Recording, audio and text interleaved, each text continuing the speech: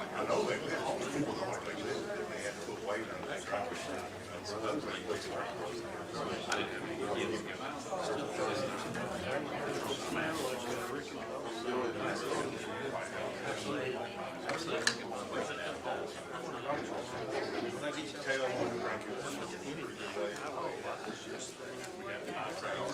Good evening. Looks like we all survived the storm, so we'll get this work session underway. At this time, we'll open the floor up for the department heads and the council, and our regular scheduled council meeting will begin at 6:30. So we're waiting on our attorneys, so I'll catch him on the tail end. I'll start with Allison. No, sir, other than the picture I sent you, we had a little bit of, we had a small, very, very small leak due to the storm, probably the wind and the storm. And I sent John and Robert the picture. I haven't harassed anybody because we have such little damage, but I was gonna get with Robert later in the week and see what we can do about it. Who's on it? Kelly? I have budget adjustments on the agenda. If anybody has any questions about those, I sent out, most of the funds, it's just the revenue increase equals the expense increase, and they balance each other out. I am requesting in these budget adjustments, if you look on page 5 of the budget adjustments, I'm requesting a transfer of $244,000 from the American Rescue Funds to pay towards the fire station. Originally, you guys had budgeted for a water engineering Southwest Loop project. There's some question if it's going to be done by the end of the year, and it's crucial that the American Rescue money gets spent this year. So what I'm asking is to take, we had told the federal government that we were using the American Rescue for sewer projects, water projects that have been completed, the fire station, which is almost completed, in this Southwest Loop. So what I'm asking is to take the balance in the American Rescue Fund and pay towards the fire station, and then what was set aside for the fire station and the capital to transfer that to the water project. So both projects will be funded, but we'll just use the American Rescue to fund the fire, and this allows us to go ahead and file our final return for American Rescue showing that we spent all the funds. All right. Chief? Yes, sir.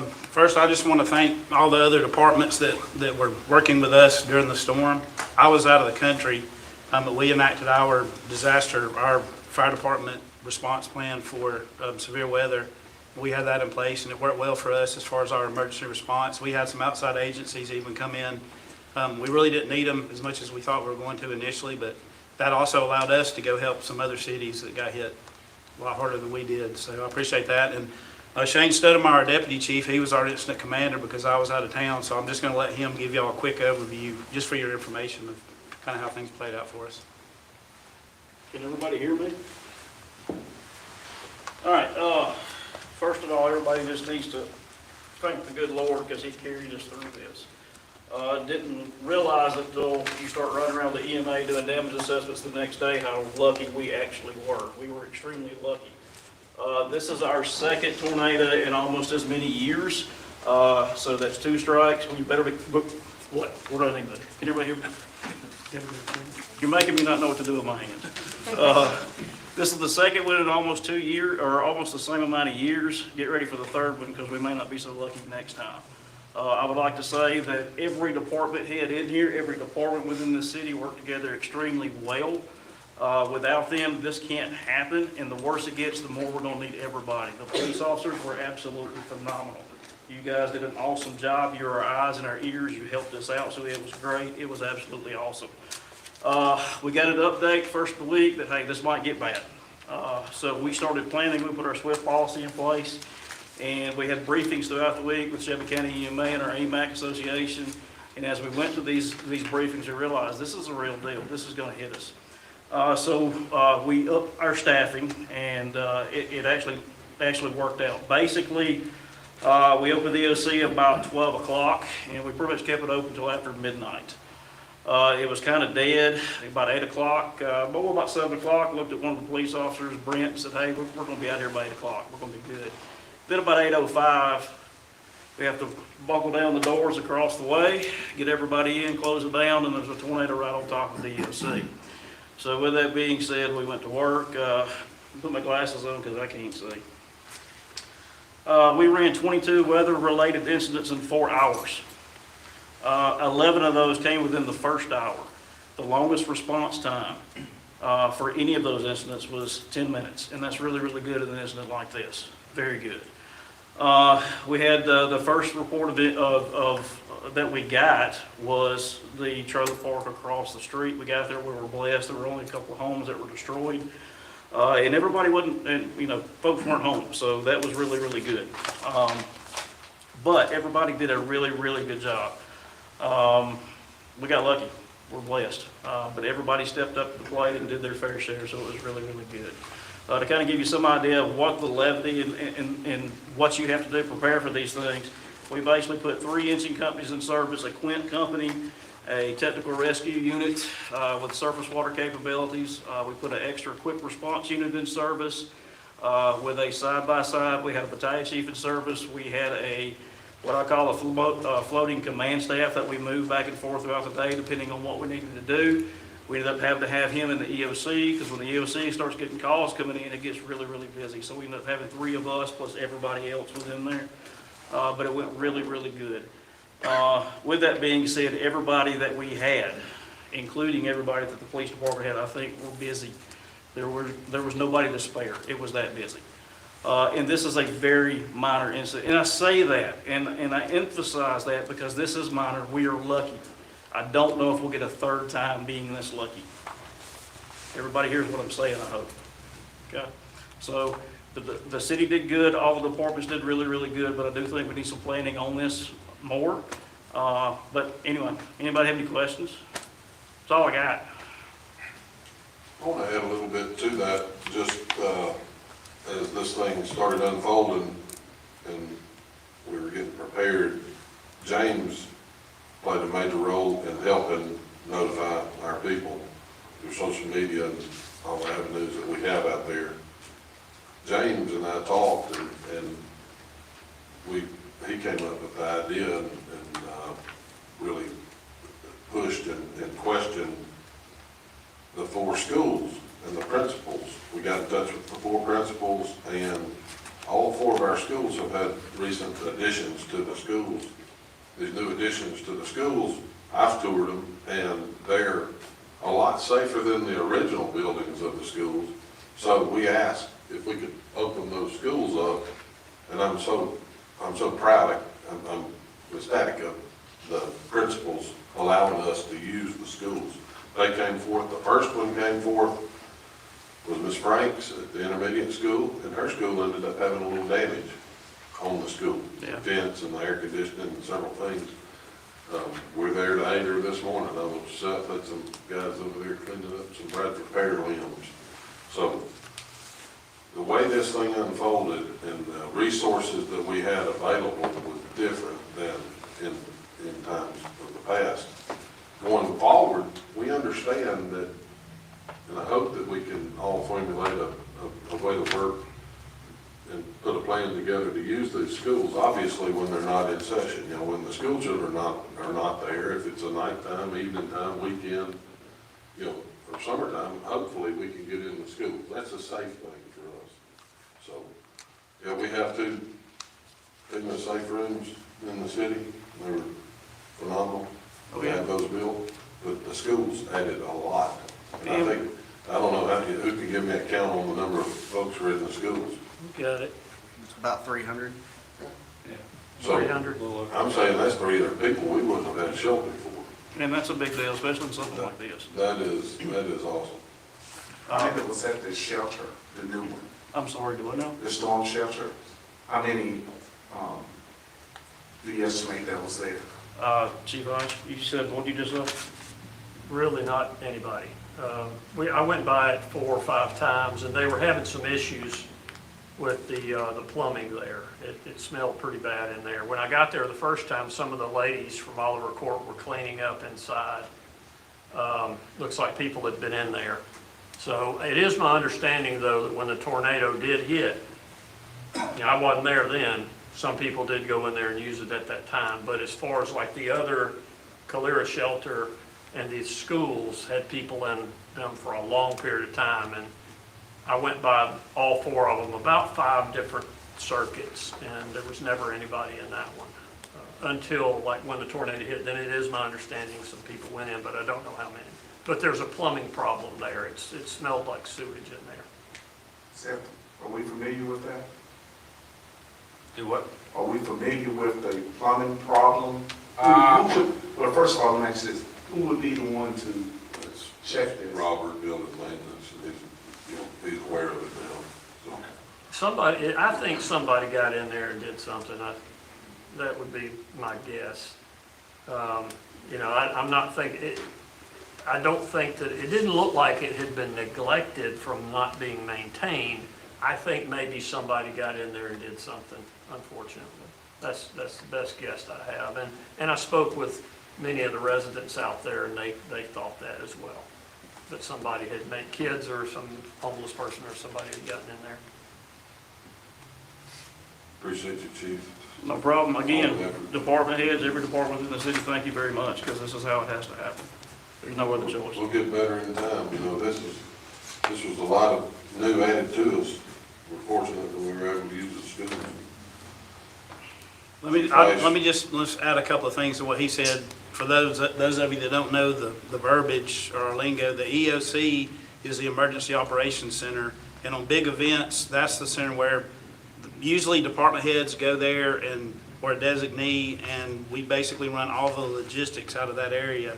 And then we have everybody else, boots on the ground, out working. And so in that process, we have a state mutual aid agreement, and we had the State Incident Command Team, which was they were already stationed at the Alabama Fire College. They would have come in if we needed them, and we had the entire state's resources at our disposal if we needed them. And we're a part of that, and when you hear about us going to other places, that's what that involves. But that way, we take the entire state resources and focus them on the areas where they're needed. And unfortunately, we didn't need them, but we did have Pelham and Alabaster fire departments here as well, and they helped us out a little bit. I know the police, I'm sure law enforcement, they had outside agencies as well, but we appreciate everybody in the city, all the departments. I know Public Works was out with us, taking care of gas leaks and that sort of thing. So we'll grow, and, as we go forward, every time we have an event like this, there's things that we learn, things that we can do better, and hopefully we can come together and maybe just make this plan bigger and better. We had Chad Scroggins from the county on the phone, and he had the county highway department helping us, and the state highway engineer came by with their staff. So we had representation from all angles, all areas. It was nice to know that there were so many resources sitting here at the time of need. We're fortunate we didn't have any kind of injury, or substantial injury, or property damage of magnitude, because that was all over us. Let me add 2 things and I'll be finished. Again, James was phenomenal on the IT side as far as getting communication out. The systems he had set up, the redundant systems for us, if our communication went down, and it did, as it always does, but we didn't miss any calls. Everything was continuous. And also, as far as damage in the city, the damage assessments through the EMA, they're going to be going on for a while.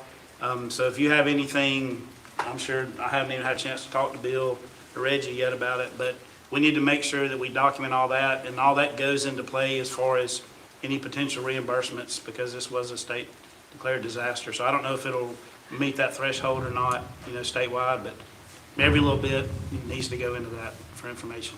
And I'll put some stuff out on that as we go forward. Thanks. Well, first thing I want to point out, I want to say something to the chief, if that's possible. Is that okay? I want to thank everybody that was involved in making sure everybody was safe. But just like Deputy Chief Stedemeyer said, we need to think about getting together sooner than later and discussing what went well, what didn't work well, and what pitfalls we might have, so that we are prepared for a bigger disaster. Or not necessarily a bigger disaster, but whether it's one person or 1,000 people, we need to have a good plan in place for the city. So, but anyway, that's my 2 cents worth, and I want to say thank you again. Well, what I was about to say, I've been involved with multi-agency tactical operations and disasters for 37 years. And this type is not the area of expertise that we have at the police department. The fire department, in this case, did a phenomenal job, and we were there in support of them, is the way I see it. And Shane had everything under control, and I may be the chief of police, but my job was to help Shane get what Shane needed, and because that's the way it needed to be. And there was no problem whatsoever. Everything was seamless, which is extremely rare, I tell you. It's very rare. And they know what they're doing, and they're better at this than we are, no doubt about it. And we have no problem with that. If we have an active shooter at a school, the role will be reversed. We will have the primary understanding and tactical responsibility, and I have no doubt that they will do exactly what we did in this instance. They will support us. So with that being understood and there not being ego issues or anything like that, I thought it was wonderful. I mean, I saw seamless cooperation, and when a job needed to be done, it could be a firefighter wanting a police officer to do something, or Shane telling me he needs something, it just got done. So from my outside experience, having done similar things in different parts of the country, it was a phenomenal success. There's always things we can do better, but good Lord, we're so far ahead of the game. It was smooth, and you know, you don't ever want to say you enjoyed something like that, but I enjoyed not having added unnecessary stress, which is commonly the case in situations like that. We had none of that at all. Everybody was there about doing the business, and it was professional, and these folks know what they're doing. With that being said, take a look at the magazine that I got all of you guys a copy. I don't know if you've seen that or not, but I earmarked a feature in there, and it's an incident that was reported on by the Shelby County Reporter having to do with a life-saving effort by one of our dispatchers and by one of our officers, Officer Roberts. Have you guys seen that story already? But if not, take it with you. I earmarked it for you. I'm very proud of those, that officer and that dispatcher and what they did, and I wanted everybody to have a copy of that. Unfortunately, we're losing Amber, our dispatch supervisor. I found out just today that she's resigning. We're losing her. She's taking another job in another field. This month alone, we've lost an officer, an experienced officer off our night shift, and we've lost a dispatcher and now our dispatch supervisor. I've expressed to you guys over the years that I'm concerned about our staffing level and about our level of experience and about us being competitive with our neighboring agencies with recruiting and retaining our employees. We've got 52 employees if we're fully staffed. We haven't been fully staffed in the 5 years I've been here. I counted up, and we have had 39 employees we've had to replace in 4 years and 10 months. I've been here 4 years and 10 months, and we've replaced 39 employees out of 52. That shows there's a problem, right? It could be several different problems, I guess, but it shows that there is a problem. That's a 75% staff turnover in less than 5 years. We're losing seasoned, experienced people to other agencies, and primarily we're losing them for more money. Our call volume continues to go up as our city grows. I've got some statistics in this document that I handed you that I'd like for you at your leisure to take a look at. I'm not asking you to look at any of this or do anything now. I just want to provide you with some information for you guys to look at and consider and discuss. We compete against Hoover, Shelby County, Pelham, Alabaster, and Helena. Those are the agencies we recruit against. Those are the agencies that recruit against us. So we've provided you some data with the pay that they have at those different agencies and compared it to ours. And we wanted you all to be able to see that. And maybe that's something we can talk about later, but I also wanted to point out to you a few things that we've also done. When we hire a new officer, the cost to train the officer, the initial cost to train and equip is $17,278 per officer. Also, I checked with the Alabama Peace Officers and Standards Commission, and they don't consider an officer to be viable until they've been on the job for 2 years. When we're losing these people with multiple years' experience and we're having to start over from scratch, we got a 2-year period of training, we got a $17,000 outlay, and we've got a training officer assigned to them who's removed from their normal duties to do training during that time period. I also want to point out that I've got a total of the amount of money that we have brought to the city through grants. And in the 4 years and 10 months I've been here, we've had a total of $732,371 brought to the city through grants.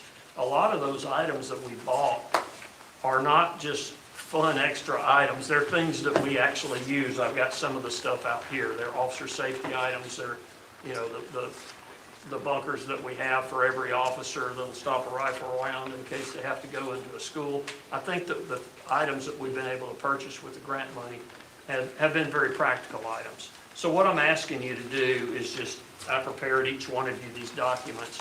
I've got some pretty simple charts in here that just show you that we're dead last in pay between all those agencies we compete against. And I also supplied the raw data in here as well. So you can go back and look at the raw data and compare it for yourself, or you can contact the agencies and get the exact same data that we got. But that's what I'd ask all of you to do, is take a look at it and see if you can work with me to come up with a solution. Because I don't think that the turnover rate of 75% is acceptable. And you're certainly welcome to come to my department or reach out to any of my employees and talk to them anytime. You can always do that and ask for their opinion. If you want to talk to some people that have left, ask them why they left. I feel like it's my responsibility to keep telling you this, because my job is to keep our department functional and to keep good people there. And I've been concerned about this, and I've expressed this to you over the past several years. And I think we really need to come up with a solution, because I'm afraid of where we're headed if we don't. That's all I want to say. We have one deal with the park board. Mr. Lauren will be here a little later to explain that. Just from my standpoint and staff, that was a project we'd be very excited about. And I know it's talking about a new scoreboard, and that's something to be excited. But what I would really be excited about is the first time since I've been here that a group of parents, they have always been there for the kids, the parents. This is the first time they put in a good chunk of change toward the project since I've been here in 14 years. And they've taken ownership and leadership and ran with it. So I'm really, really proud of that. I think Lauren has done a fantastic job, regardless of what you ladies and guys decide, but just really excited about the possibility of the future, and hopefully that's something to start that keeps on coming where parents get more and more involved. So I'm really excited about that. Kevin? I don't have anything, sir. Bill? I think I got one thing on the agenda. That is a contract for engineering consulting services, mainly in the transportation realm for signal, any type of signal help, and also consultation on third-party traffic study. On the cleanup for the storm, so we started heavy on that today. Made a pretty good lick on it. We took off 7 loads at 27 tons. So should tomorrow, the bulk of it, there might be some outliers out there here and there, but the bulk of it should be gone. So they made a big dent in it today. I think that's all I got. Richard? I don't have anything, sir. Attorney? My apologies for coming in late and training on me. But last meeting, there was a request for me to circulate an email about what kind of food you have in Jennifer in order to employ a city manager. So I sent an email out just with some timelines and explanation of a couple of different acts and how they interact. So I just wanted to let the council know if y'all had any questions about that or any kind of clarification. I'd be happy to provide that. James? I don't want to forget you. I don't have anything. Okay. Ms. Kay? Yes, first, I want to thank God for His grace and mercy this past weekend. Thank you to our first responders for your responsiveness, our police, fire, IT, and public works. And I want to thank the community. The city and the community came together the morning after the storm and started cleaning up. Now, when things get tough, Calera gets tougher. So we stepped up to the plate, and that's something we should be proud of. I am happy to see the community rally around one another. It was outstanding. I also want to thank the individuals who came from other communities outside of Calera to help us. And I don't want to leave out the power companies for their efforts to restore our power as quickly as they did. Hopefully, we can look at a strategic plan to place a few more storm shelters around the city. As we know, we are continuing to grow. We're adding subdivisions, and during storm seasons, people need a safe place to go. Now, we need to continue to work at being more prepared. Now, I'm happy that things turned out as well as they did, but there's always room for improvement. Now, we have to take what happened and analyze the situation and put together a strategic plan to put more shelters around the city in strategic locations, so the community has a safe space. And we need to look at what else can be done after a storm to respond to the needs of the community. Now, the Rising Eagle nonprofit helped tremendously. We're so thankful for that. And we should try to utilize this public nonprofit partnership among other resources that we have available to us. Now, if I left out anyone, please know that my heart is grateful for your intrusive concern for your neighbors. It was just awesome how everyone came together and started working to help each other. It was just wonderful.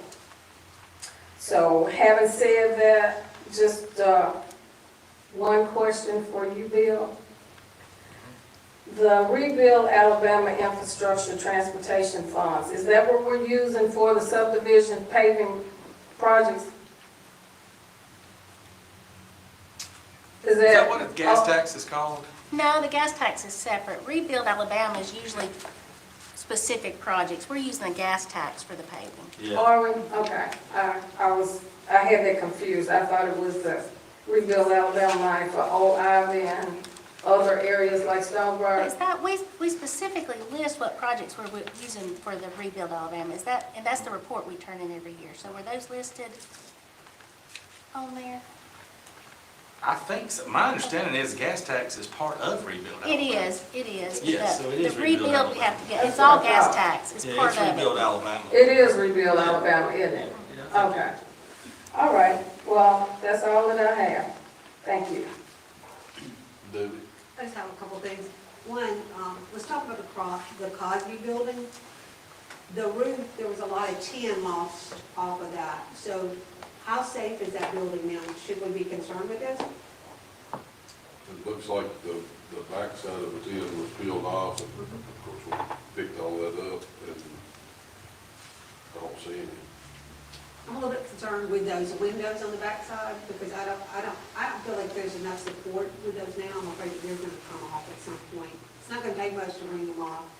And then somebody or something has, there's fencing on the backside of the concrete building has peeled a corner off of that as if maybe they could be passing through there, getting into the concrete building, so we probably need to look at getting that fixed. And the other thing is, you each have what I have proposed that we put together with the work with, the Shelby County Reporter and Jackie Batson. So, is everybody happy, had a chance to look at this, to agree that this represents clear for the visitors fund? Can we move forward with it? It looks good to me. So we're safe to move forward and have it published, right? Any issues? You good? Oh, good. Okay. And again, I want to say thank you to everybody that helped with our Saturday night tornado. The work was greatly appreciated by all citizens of Calera. Thank you. Yeah, Mayor, one concern I have is the storm shelter. Who is responsible to make sure that that storm shelter is open? All storm shelters is open. Which department, police, fire, who's the responsible person for that to be open and closed? Can you help me I with it? think that's been discussed in the past, and I think the police and fire have access to it. So you have keys to all the storm shelters too? We do to the one by the elementary school. We agreed to open that one, and then since the fire department's on the other side of the tracks, we felt like it made more sense, in case there was a train or something, for the fire department to open that one. They were all open. I know they opened, it seems like, I'm talking to Chief Kendrick too, about us being able to make sure who's the person that's supposed to open, and who's supposed to go by and make sure these are closed and locked. Because undoubtedly, somebody's failed, or this storm shelter wouldn't have been open prior to the storm coming, and it was in the shape it was in. So the doors was open at some point. So that's why I'm asking the question, talk with Chief Kendrick about it today. You got something you'd like to say on the chief? As Chief Hike said, we have keys for both the shelters, and we had adequate warning for this storm, so Chief Stoudemire actually went and opened it a few hours ahead of time. The issue is if we have something late at night or something that comes up quickly, we're more than likely going to be tied up with emergencies. So I think we need to come up with a plan and expand that a little bit, and just, we don't mind one bit, opening the shelter, but we need to have some contingencies in place if we're out, if we're all involved with emergency response, to make sure it gets open. But I definitely think that's a discussion that we need to have and come up with a plan there. As far as maintenance goes, I don't know about that. So. Who's responsible to clean? From my understanding, it's Robert, the facilities. I think that he's got folks that run and clean up quite a few buildings, and to my understanding, that the storm shelters are under that for cleaning. Obviously. The one by the elementary school was clean. It was very clean. I checked the bathrooms and everything else. And again, I'm not suggesting that it had long-term been neglected. I don't know. Maybe somebody just got in there after they opened it. I don't know. I mean, it's possible. I believe the fire department opened it at about 3 o'clock, and between 3 o'clock when the storms happened. So if you don't man those things, like I'm hearing, if you don't man if you open it early and you don't man it, it's hard to keep some of the, I guess I don't know what somebody did in there, but it's not hard to go in there and mess up in just 5 minutes. but there's a toilet problem. I couldn't get it to flush when I went in there. I talked to there was about 6 ladies there from the housing project, and they were cleaning.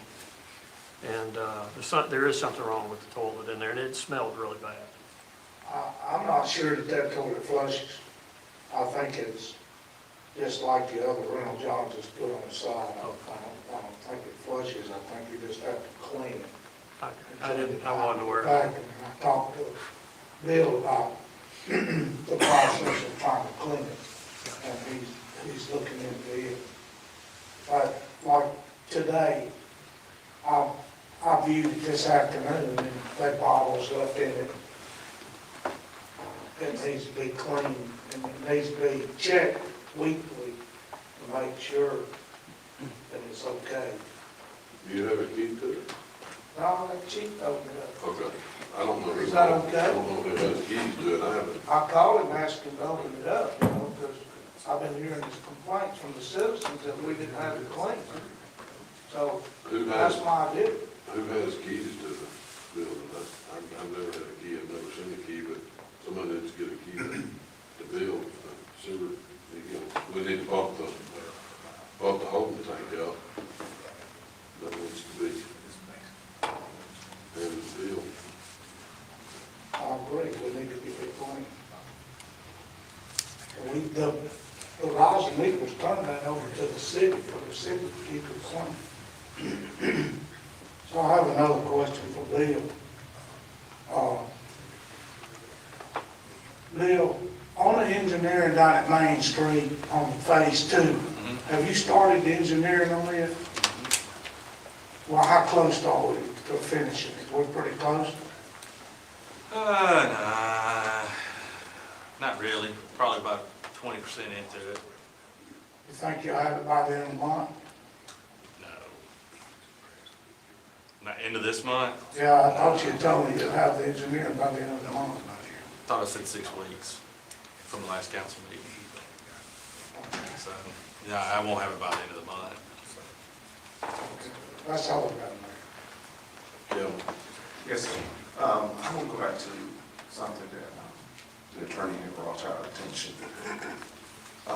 As far as the form of government, is that something that we would have to just decide as a council and say, hey, we do or we are interested in a manager? Because I noticed that the information that you sent, it was more geared toward the mayor position, more so than the portion toward what we need to do to move forward toward a manager. I counted the amount of time that it mentioned about the mayor. I wasn't asking about the mayor position. We understand that role. And what I wanted to do is I wanted to present that decision from the Supreme Court involving Tarrant and showing some of the conflict that you have, because we have, basically to answer your question, we have 3 real ways that the city could go about employing a city manager. One would be to employ them under this section that sets out a manner in which you can employ manager but not change your form of government, maintain your mayor council form. If you go that route, unfortunately there's all kinds of conflict and ambiguities between the statute and the inherent powers of that form of government. So I hope, if you didn't misunderstand me, is that I was trying to show what would happen when you employ a city manager. You can get Tarrant very easily, which I would imagine nobody wants. So what I was suggesting, all the other cities that have seen this and have come wanting to move to a city manager, a lot of them have seen these problems. So what they've done is some of them have sought legislative blessing, where basically the legislature comes and says you now have a manager system, or this other banner in which you can go through the petition, city election, etc., in order to change the form of government. So what I was trying to point out to you was just this, that in order to have a city manager, the Alabama Supreme Court is basically in this decision that I shared with y'all from just December, is trying to say that you cannot transform your government format with simply hiring a manager. You have to either change the form of government in order to get to the point where you can actually have a manager that has all the powers to administer, basically the administrative head of the government. So I apologize if I didn't make myself clear, but that was my intent, was just trying to share how the Alabama Supreme Court has looked at something where someone just tried to hire a manager, and then there were all these conflicts that had to be resolved through litigation. Well, and I think that's one of the reasons that we're seeking your opinion and your guidance so that we can know exactly what to do in this, so that we can make an informative decision. And just to let y'all know, the city of Madison, when I was the city attorney there, they went through this process where they actually invited a civic group to do the petitions, and they actually had a vote on this. And for whatever reason, their electorate decided to vote it down.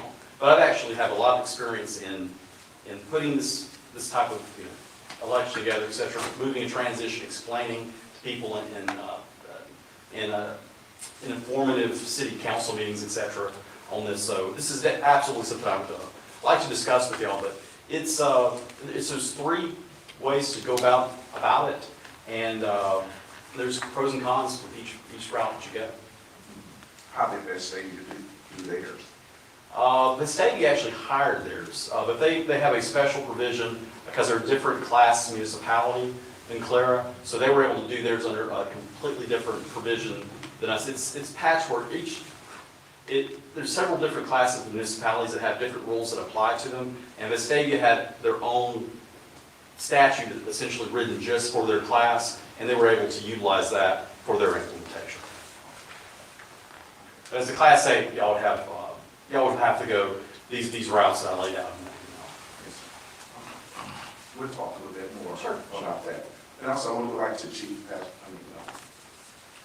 I know the time you want to get started, or can I leave you to go ahead? Let's go real quick, finish up. Chief, I want to go back to something you brought up. As far as thinking about this, when we did the pay study, how far behind was we at that time period? I had not looked into it like that. I don't know. I can't tell you. I don't know.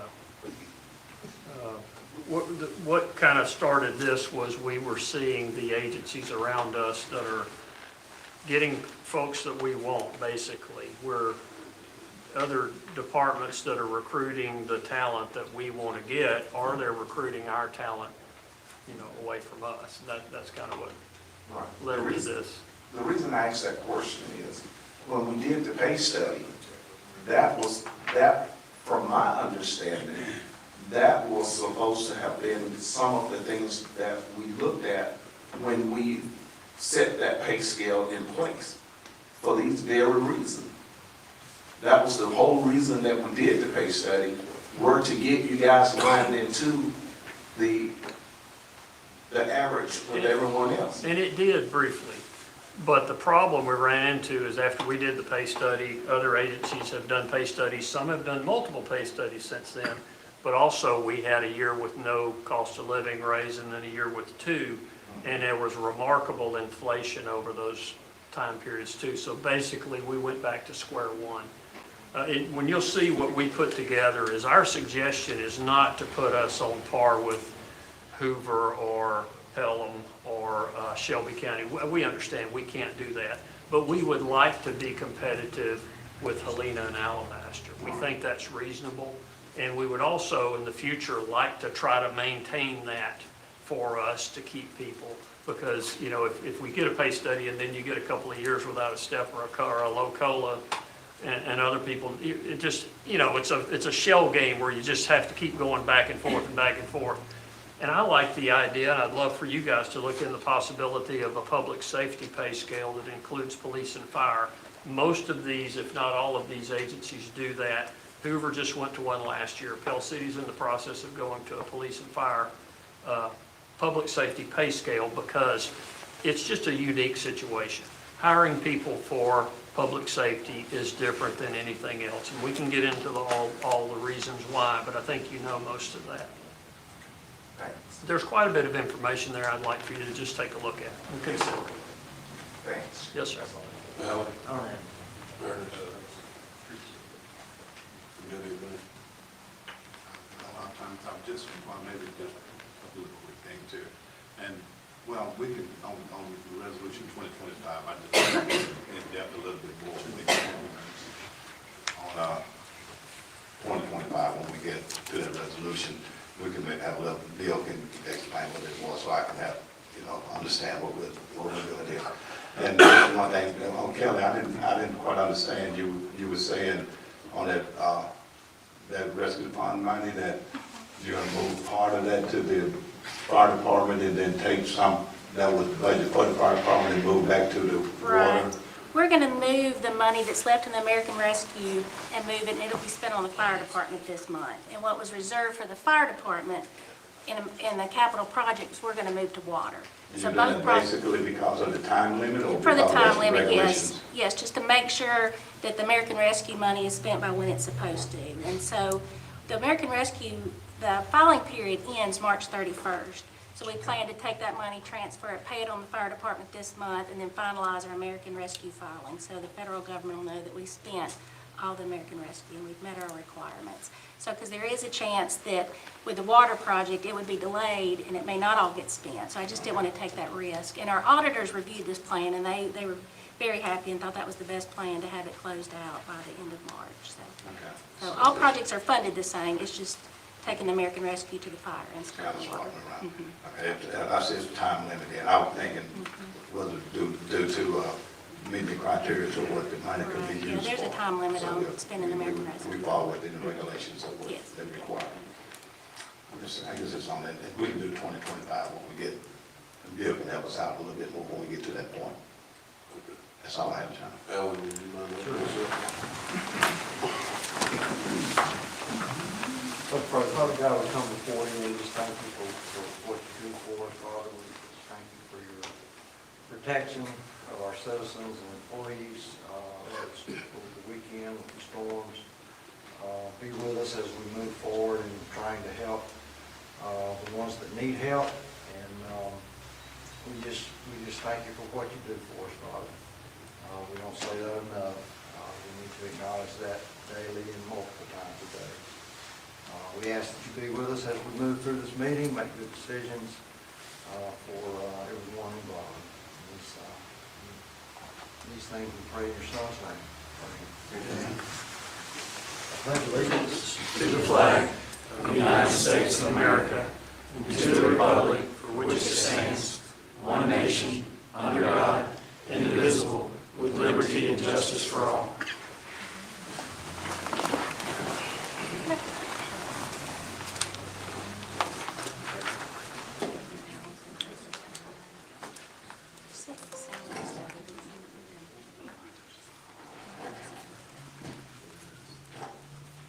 All right, the first item on the agenda is the approval of the agenda.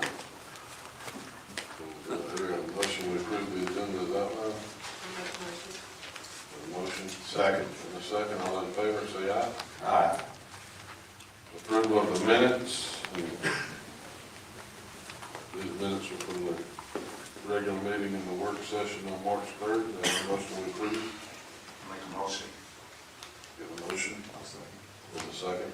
All in favor, say aye. Aye. None was absent, so it's carried.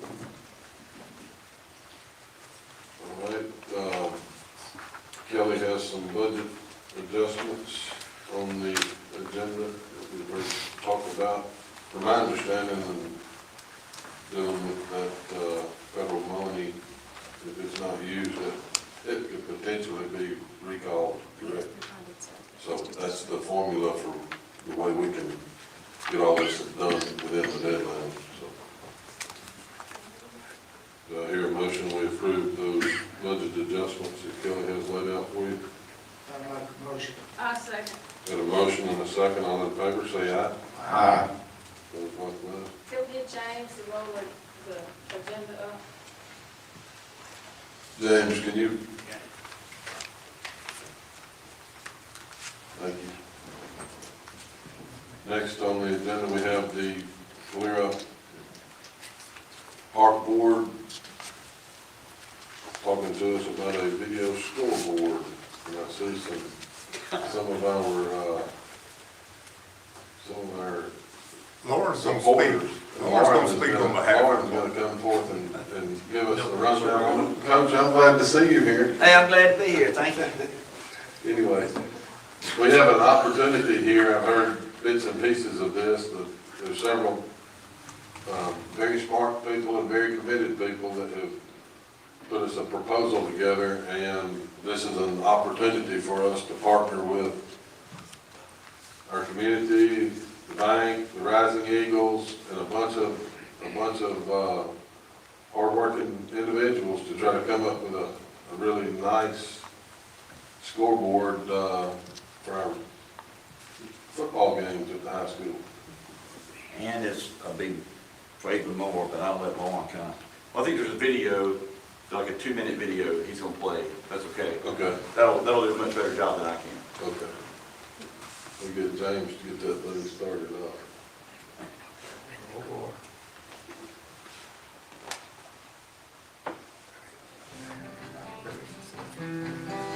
We're a one high school town, a lot of deep pride in Ashboro. I went here, a lot of people who have multiple generations of family members who've gone to this school.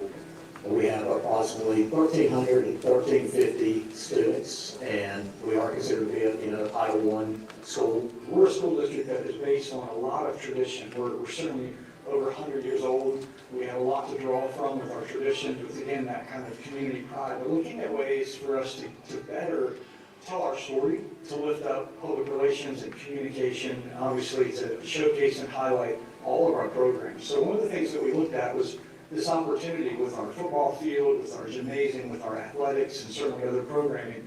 How can we set that up on a better stage? And Deftronics was a great partner to help us look at and envision what we could be as we tell our story through our scoreboard, through digital technology, through the enhancement there together to just highlight, showcase, and really celebrate each and every one of our young people. We have video boards both in our stadium and also that you see right behind me here in our gym. We have separate systems that control both of those video boards. And we've had classes that we've started up with our sports media class, and we're using the DAC classroom, which is another component, and then of course the software with frameworks. So we look at this even from a financial standpoint. What we thought was kind of a big risk has actually turned out to be pretty minimal, and it's very, very rewarding financially, which lead directly to outcomes for students in a very, very positive way. From an athletic standpoint, clearly, it was a great marriage and a great connection. In addition to that, looking at field days, looking at senior celebrations, graduations last year, we were able to have every single student's picture come across with light music as they stepped across the stage to receive their diploma, and that was a huge piece. One of the other things that we've done now with our middle school and our high school, we had different events in the weekends where students can come out with a blanket, we have some refreshments, and they can actually watch a movie with their friends out here on our football field. I would definitely recommend Deftronics, mainly because of all the different departments, your marketing department, your support system that you have set up with Deftronics, the DAC classroom, the frameworks. Those are all the components that makes Deftronics successful. We believe, in sometimes most simple ways as a school board, the kind of impact it has on kids, on a community, on people believing in the work that we're doing as educators. Again, it's unquantifiable, but we're thrilled with the partnership.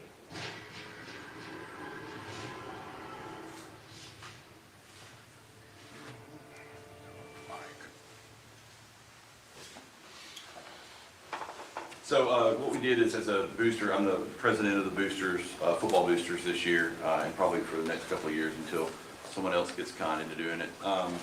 And one of the things that we did is, in talking and working through the year, we had some issues with the scoreboard during the year, the play clock, even the time clock on the scoreboard. So I just approached the park board and just said, hey, have y'all thought about this? Have you looked into it? And in conversation with them, they were like, yes, we have. We just haven't pursued it because of other things going on. If it's something that you like to pursue, then we can, put a committee together, go down the channel of looking at what the cost is, any kind of revenue tied to it, how we would proceed. And obviously, it's on city property, so that's a big thing, right? It is a fundraiser arm for the boosters once it's paid off, and even before it's paid off, really. And so in talking to Daktronics, they make it super easy. Like, they handle a lot of the legwork once we commit to it. They've done everything. I mean, they can make it sound like we did a lot of conversation for sure. But the majority of what you've seen put together, whether it's in digital format or writing, has come from them. This is what they do. They're in every major professional and D1 and D2 and D3 school, and in most high schools. The education arm of it is great, the way that the students can tie into it. So a lot of this is going to be done as far as the mechanical side of it by students. But our request is basically just that you let us do it and that you help us, not necessarily fund it, but more construct it. Obviously, in the constructing of it, there is some money involved in it. But we want to fund it through the sponsorships. But we can't do it alone. And at the end of the day, it's a city asset on a piece of city property. Looks like the ask for the city is 70 to 75,000. I think we said 50 is what so originally it was 75 because that's what Daktronics would charge to do it. But when we gave the plans, they gave us plans of a similar scoreboard from a similar school. We gave it to Roger. He did a quote on it. He said it would cost $50,000. So, because again, if they had to hire some other company to come in and do it, that's how they budget it. But the ask is basically $50,000, and that's not cash to us. That's just for y'all to spend in setting the trusses and the framework. Daktronics comes in and does the installation of the actual hardware. You're talking about, just to inform the council, you're talking about placing this on the other end from where the current scoreboard is. Facing 25, correct. That would give the sponsors and honestly the city more visibility to it instead of the back of a piece of metal. Plus, we've got great placement there to be able to, this is not just a one-sided scoreboard in the sense of a home or away side, but we want it facing. It also includes audio too, so it will replace all of the audio. Similar, like if you've been to a Chelsea football game, this is very similar to what Chelsea has. They're in our county too, which is great. So we talked to Daktronics about kind of how they did this. I don't believe, and y'all can correct me if I'm wrong, I don't believe the Chelsea football field is a city property. I believe that's part of the school, which is a county, but part of Shelby County. But yes, on the far end, and again, placement to the left of the field goal or right of the field goal, that yet to be determined, but either one of those works really. And this will be used for the youth football, and the band. So one of the things that we made clear is, you'll notice on this at the bottom, the scoreboard functionality is the same. The same board that we use now can be used to run it. So it doesn't take somebody that's technologically advanced. You can go up there and hit first down, score, start the clock, stop the clock. We wanted that to stay basically basic, so anybody can operate it, right? But from the scoreboard standpoint, where the video portion is now, where you see like a quarterback throwing, like that can be as simple as a logo of a Calera Eagle rotating and then the sponsorships rolling while the video portion is being done. As elaborate as live video from the field, which a lot of schools do, and we have the possibility of doing that because we're already doing it for the NHSF network. And then it can also be used for a movie. You can take over that whole video portion. So like where you see Calera and Pelham listed there now, that's part of the video. So the video portion is 30 foot tall by, I think it's 18 foot wide. I'm sorry, 18 foot wide, 30 foot wide, 18 foot tall. So whatever that 16:9 ratio works out to be. But all of that can be taken over to just show a video. So whether it's during the Strawberry Festival, youth football, the band, graduation, if they ever decided to have graduation there. Again, it's an asset for the city to use in a multitude of ways, which is great for the sponsors and the city. Movie night in the park. Absolutely. So, A lot of uses. when the video was being showed, it showed in the gym as well, so are we talking, movie, stream inside the gym? Yeah, not, as well? I don't have anything to do with basketball, so no. I just asked because I seen it on it. Yeah, no, you can definitely, if the basketball boosters wanted to put something together and do the same thing, a lot of schools, when when if the city were driving this, for example, if y'all came together or the county came together and wanted to do both of them at the same time, you could certainly do that. But we're just talking about outside exterior for football. So Kelly, I guess it's a big question for you, if you could find us $50,000 in the budget. Pressure. Actually, with the transferring of the money from the American Rescue Funds, we made about $60,000 in interest on American Rescue Funds that doesn't have to be spent on that project. When we transfer that out and you transfer the money that were reserved for the fire station, that's going to leave $35,000 additional that we're going to have that could be used on that project. And our revenue over expense for the budget is $22,000, so those two together would fund it. How soon would you foresee us having that expenditure? To be honest with you, it could be any time between now and whenever we're ready for it. The timeline is 10 to 12 weeks from the time that we say go. So the kind of early cutoff is April 15th. It's a soft cutoff. There's a little bit of pad there. But if we tell them by April 15th, we're guaranteed we'll have this thing up by football season. The city will have, gosh, I can't imagine it's anything less than 6 to 8 weeks, if not 10 weeks, to construct those trusses, if you will, the base. So you got plenty of time. They got to order it, they got to manufacture it, they do all that here in the States, and then they have to come schedule it and install it. So it's going to take a while for them to do their part, and I'm sure it's going to take us a little bit of time to come, do our part. As soon as we say go, they come out and do a site visit, do the actual elevation, scope, scheme, give us final kind of drawings, if you will. And in the meantime, we've got to raise the funds. So we've secured financing, so that's not an issue. I think the letter, y'all got a packet, right? So you got the letter securing the financing. We've got that all budgeted out. They help us with that as far as scheduling what the sponsorship should range to be able to bring in enough money to pay for the scoreboard and to help fund the boosters. So I wouldn't say it would be immediate. It's really just a matter of how fast you want to do it. Sooner rather than later? Well, football season will be on us before we know it. Absolutely. Summertime's coming, so now's the time to. It just makes me, I'm all for the video board, but it just makes me, it just puts us in a bad position because we know that our police and our fire are underpaid, and now we're gonna ante up $50,000 to put the board in. What happens if you guys finance the board and you make more than whatever the board costs? Is there any way to pay some of that money back? Well, the goal is to raise definitely more money because we have a budget just like y'all do on the football booster side. And most of that money goes for equipment and meals for the players, right? That's where the majority of the money goes. So we're kind of asking that money as it's city-owned property. So we're going to raise the $300,000 plus on our end, pay that back towards the bank over 5 years. Most of the sponsorships are set up for 5-year terms too, so that's kind of how they set it up to where we kind of guarantee that we can give that money back or pay that money back. But to me, and we talked about this even in the early stages, if something happens to the scoreboard now, there's going to have to be an expense. I didn't ask Seth this before, but I'm sure we paid to have it repaired during the year last year because I know at least one time they came out to repair the pieces of it. I think it's as old as the lights were, I was told, so we just replaced the lights. It's been there for years.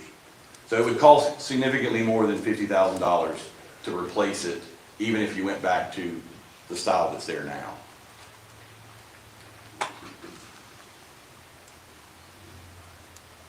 So Mayor, if we want to move forward with this, I'd like to, since Kelly, you think we got the funds that we could come up with here in just a week or two, I'd like to make a motion that we move forward with this. Before we do that, Kenny, as far as the motion on this, as he said, we're not in a rush to make a decision on this right now. As we've been discussing all night, we do have priority issues that's important within the city right now. I'm not against doing this, but can we think about this for a meeting or so before we just jump and say, hey, let's put $50,000 into this project just right now. Not saying that we won't do it, but can we just think about this? So I have one more question, and with that, Alan. So on the 50,000, is that, how much of that is labor to do this versus material to do this? I don't know, honestly, I don't know I that, that'll talked be to a, Roger on it. Roger said the materials is most of the cost. It wouldn't be very much labor for them to be able to put it up. Because the labor's already figured in our budget, right? Yeah, it wouldn't be very much labor. Most of the materials are the steel and stuff. yeah, steel, concrete, gravel, some excavation. Yeah. Again, I don't want you to take away that I'm against this. I'm budget minded and I want to make sure that we make the right decision and don't just jump out there with 50,000 and then we sweat for the next couple months on where our revenue is. If I could make a suggestion, we've secured the funding for the full amount, okay? So the first question is, will the city let us do it, right? The second question is, will the city help fund it? Even if the city wouldn't help fund it, we can proceed with it if y'all approve it, okay? And if you want to budget money for next year and put back, we're borrowing $300,000 either way. So 300, 350, not a huge difference. So if it's a budget issue of working it into the budget down the road, whether it's next week or next year, I wouldn't let that hold it up, because what I don't want to see, and this is just truthfully, forget the school board for a second, what I don't want to see is us spend more money on a 25 or 30-year-old school board that flickers and sometimes keeps time, and push it on down the road just to do the same thing plus the repairs, if that makes any sense. And it does make sense. And I'm not against it. I don't want you to think that. And I'm okay, I personally am okay with it putting it at the field.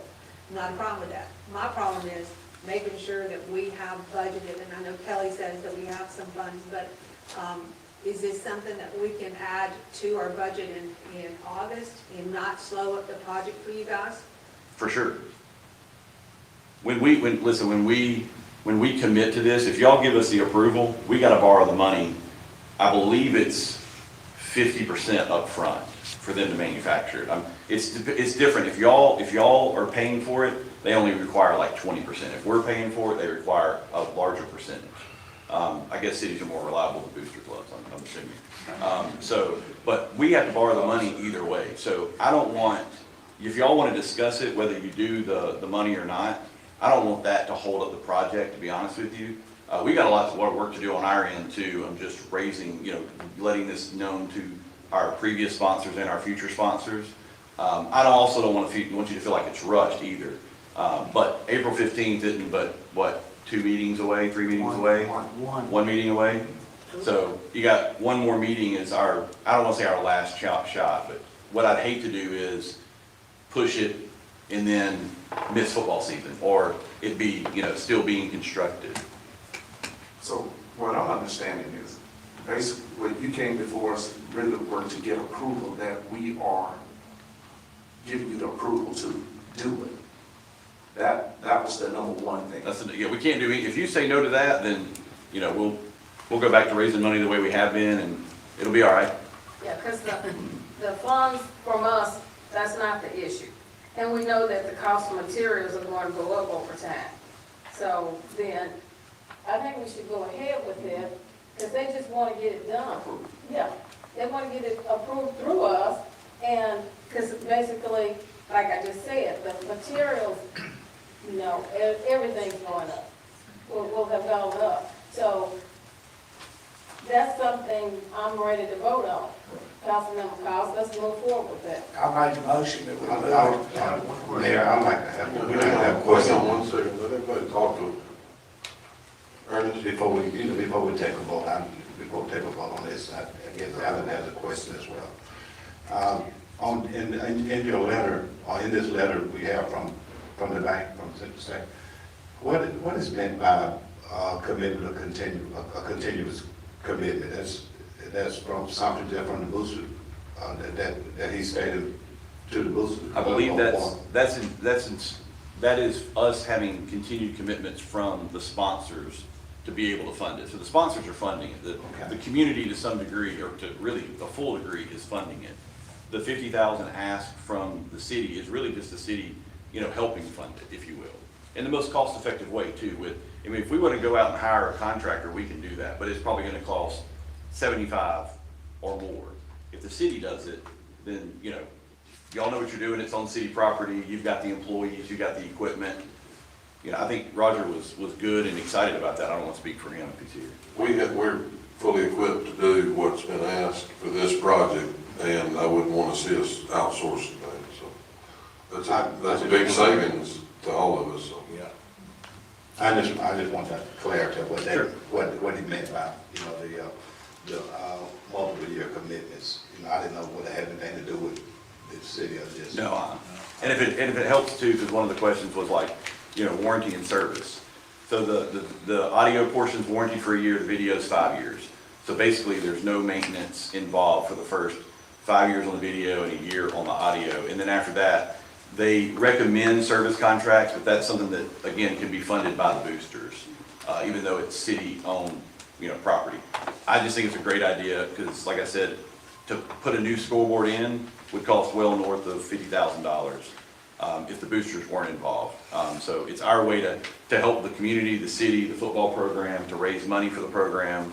And to be honest with you, it shouldn't be tit for tat, but I don't know that there was a school we played this year where they didn't have one. And so from a player standpoint, from a community standpoint, it just helps, you know, continue to improve. Lord.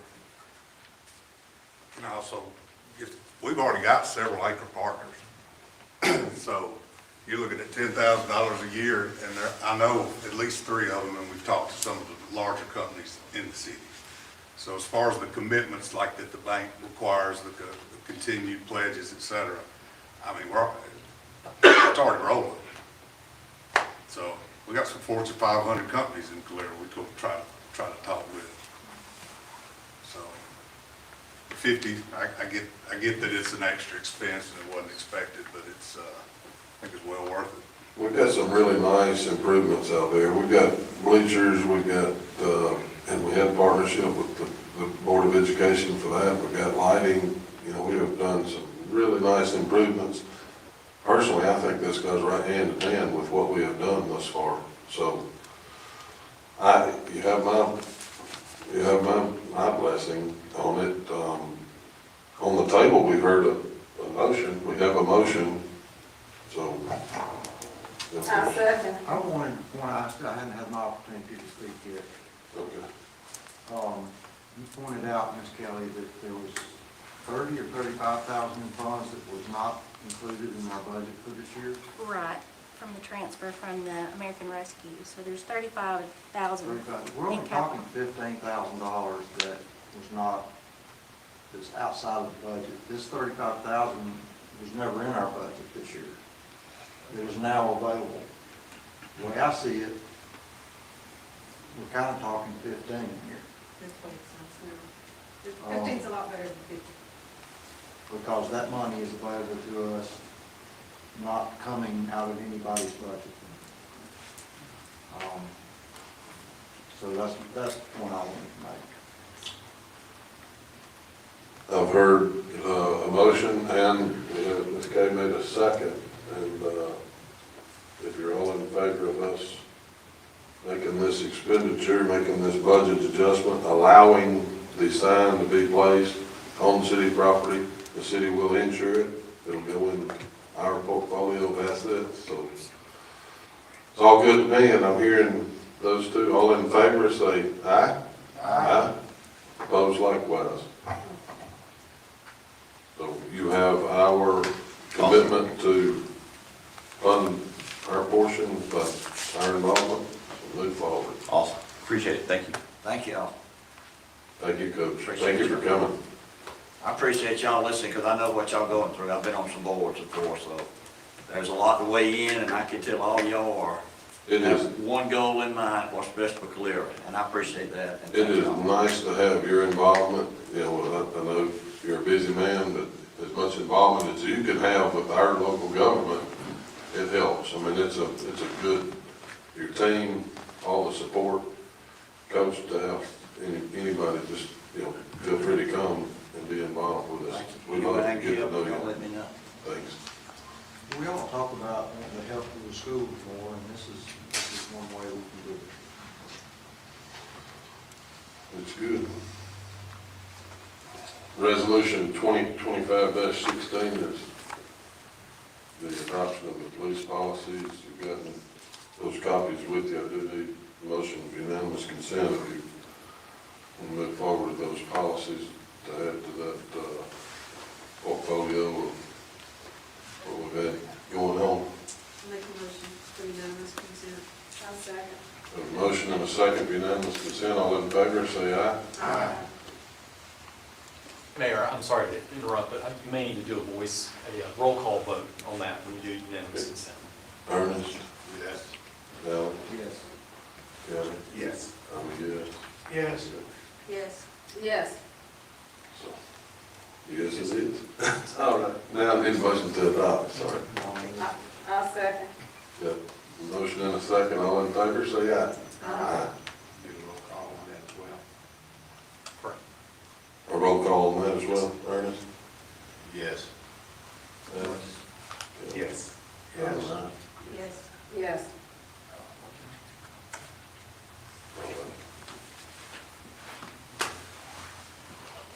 Resolution 2025-17 is our contract for professional engineering services. The bill brought forth.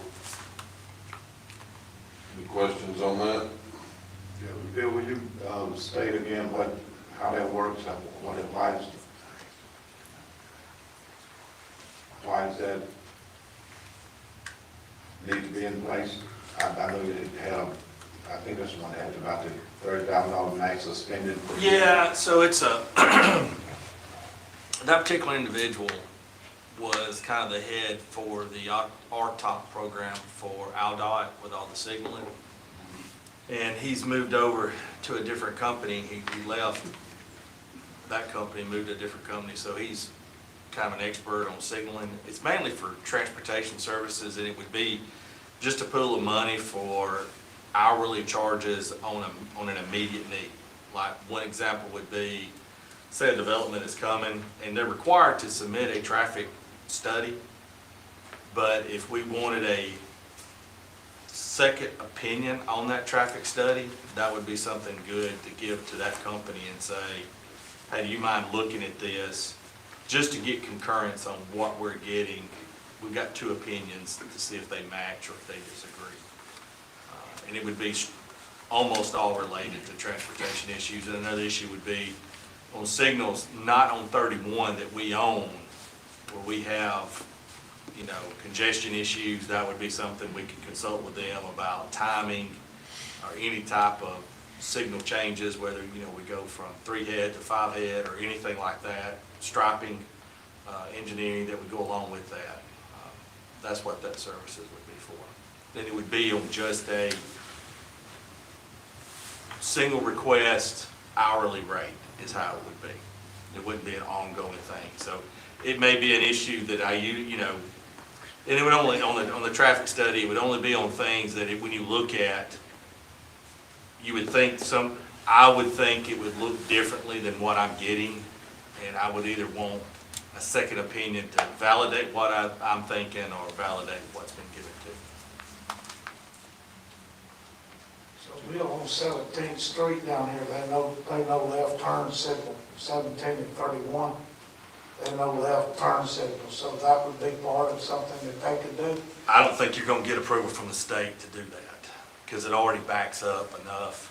I don't think they'll ever approve doing a delayed turn on That would be part of this 1631 here. that. That's some of their hangup, is that how are we gonna handle left turns? That's some of their hangup. Because as you know, in town, on 31, we don't have any turn lanes. It's 2 south, 2 north, that's all we have. And the only way to, you can either let it free flow and yield on green, or you can do like we've done at the 225 intersections and have a queue delay to allow for left-hand turns. But when you do that, you shorten the green time on either northbound or southbound. So it's, no, I'm thinking more of like 12 and 22, that light. You know, as things build and develop, there may be a need to, you know, enhance signaling and do things like that. You know, and it could, I mean, he would be, and they did, the 17th is all, that's in the RTOP program. So any timing issues we have with that, we go through that RTOP program. There's a firm that handles that. We send that to them and they'll come looking into that. And they have, they've done it. That same particular individual has done a lot to try to help us with that. Any more discussion on that? Just fine with it, Bill, that maximum amount that's put in there for a year. Yes. There was a clause that also said, I'm sure I was trying to look at that, but that amount that talked about other incurred costs, you know, it has something different than the max amount of, without, you know, it's on my head, I don't know exactly what all be done, but it, you know, talk about it, that was other expenses that they would do, or this the firm or company would do, we have to absorb that cost as well. Is that right? If, let's say I use him as a consultation service, and out of that consultation service, we want to enter into an agreement for them to provide the actual civil engineering plans, inspection, and bid packages for it, then that would be separate from this, is what he's referring to as far as incurring additional cost. This is strictly just, you know, do you mind, here's what I've got, take a, you know, it's basically a desk review of stuff that we already have in hand. And it's basically as needed. You said single request at an hourly rate, right? That's right. Okay. That's right. This would help greatly as land developments come before us. That's a big deal. You know, everybody wonders how much traffic is this new development going to put on Highway 70, for example. So this gives us a tremendous amount of help with planning those things. Anybody want to make a motion that we approve this? Motion we approve it. We got a motion and a second that we approve this, is that correct? Is it roll call vote, Ernest? Do we have to have a roll call vote, Amy? Not on this, no. Okay, all in favor, say aye. Aye. Opposed, like